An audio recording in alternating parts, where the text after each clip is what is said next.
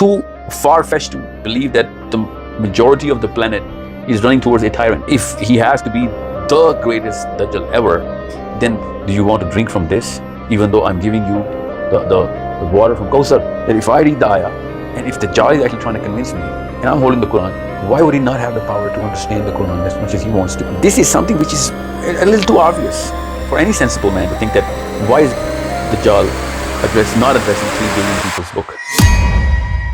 The real question that we better understand is that, is there a one way of looking at the Dajjal? No, there isn't. I'm just giving you a perspective here that the Dajjal would be the biggest alim of Quran, and he will be actually calling people to the Quran. He will actually have a very firm grip of not just the Quran, but the message of the Quran as well.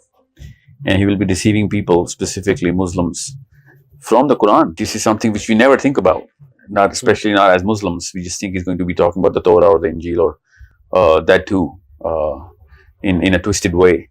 But why are we so closed on the fact that this Dajjal will be in the name of Quran? Why is that such a hard thing to swallow? When we know that Muslims are going to be running towards him, there is a certain movement towards a unified religion already going on in the name of humanitarianism and so on, and in the name of love and compassion, and they take it out from all of those books, not out as in they omit it. They bring forth the concept of love from the monotheistic books, and calling God as the God of mercy and God of love and care and compassion.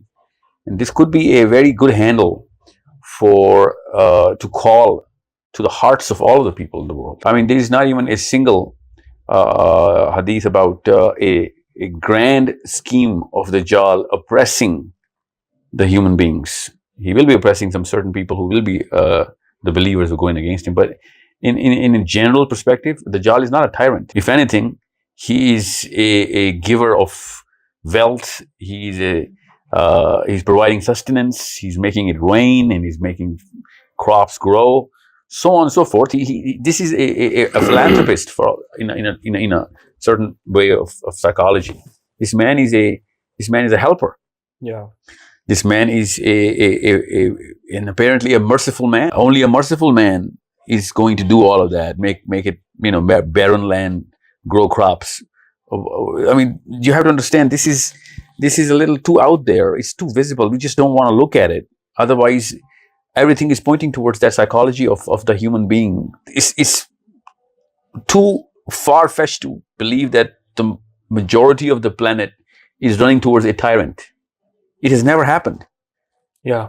Why would that all of a sudden change the psychology of the human beings? Yeah. And if it did, then this is not the message for him. The Quran is the message for the regular human being. So that means the psychology of the human being is never going to change, because the Quran is actually addressing that psychology. So why are we actually assuming that the Dajjal is going to go against the psychology of the human being? If he has to be the greatest Dajjal ever, then it should be really factored into account that the Dajjal is going to use the Quran. Even current ulama are saying that certain ayahs were just for the Prophet ﷺ. Yeah. Certain ayahs were for the certain time. Yeah. And so on, without naming anybody. It's a general demand of the current human psychology, that the Quran does not fit the current norms of the way we want things. And this is a very big door that we're trying to open here. Instead of us tuning our psychology towards the Quran, we want the Quran to change its psychology towards us. And this is something which could very well be the handle of the Dajjal to utilize this. I'm not saying it is, because if I can think about it, the Dajjal is going to supersede that thought process as well. But that's our job as Muslims, to actually try and put as many options on the table. And that's our duty. I mean, I know I won't be able to pinpoint the exact mechanism of the Dajjal is going to be, otherwise it's not a Dajjal. However, us unveiling all of those algorithms that lead towards a certain thought process is going to delay the Dajjal's coming.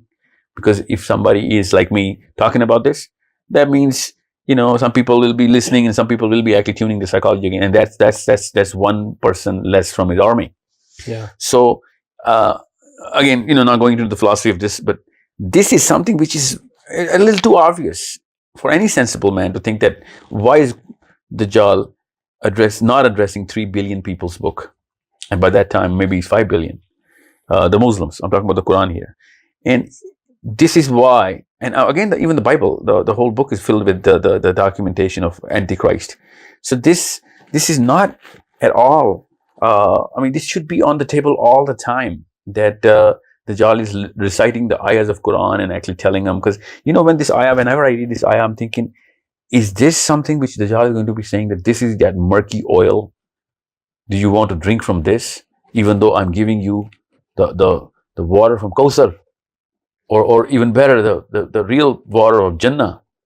And this is what the Prophet himself said, that his hell will be carrying two rivers. One is the river of fire, and one is the river of water, sweet. Heaven of his hand will be the hell, and his hell will be heaven. The very concept of him trying to persuade the Muslims to the Quran should be in a part of our arsenal, a psychological arsenal, that yes, I expect this, and I have to be really close to the actual people who are the scholars of the Quran, who actually are preparing for a certain system of dawah, so that this sort of event gets as delayed as possible, or whatever we can do. Because I want this factor to be included in our preparation. That if I read the ayah, and if the Dajjal is actually trying to convince me, and I'm holding the Quran, why would he not have the power to understand the Quran as much as he wants to? Or maybe he understands it, but he's just making me deviate from it through the very ayahs. Yeah. Because if I have to talk to a Christian to try and understand how he wants, or how he can be, brought to the right message, I need to understand his book. I can't just give a Quran to a Christian and say, hey, this is how you should look at the message. Yeah. I need to give him through his own book of why. His own book. Yeah. To convince him. Yeah. So why wouldn't Dajjal be doing that? Yeah. Why will Dajjal be so blatantly against the Quran and still have all the people, going towards his message? And the Prophet said that in his dream that he's mirroring Isa alayhi salam. Yeah. And of course, Isa alayhi salam is going to be narrating the Quran to us. Yeah. So why wouldn't Dajjal be narrating the Quran to us? If the Prophet says your Lord is not one-eyed, that means he's actually going to claim to be the Lord. Yeah. And no Muslim can actually believe a Lord without the Quran. Probably he's going to be the first one to say that your Lord is not the one-eyed. Maybe he's going to start with that. Whatever we know is something which he's going to utilize, not something which we already counter. Yeah.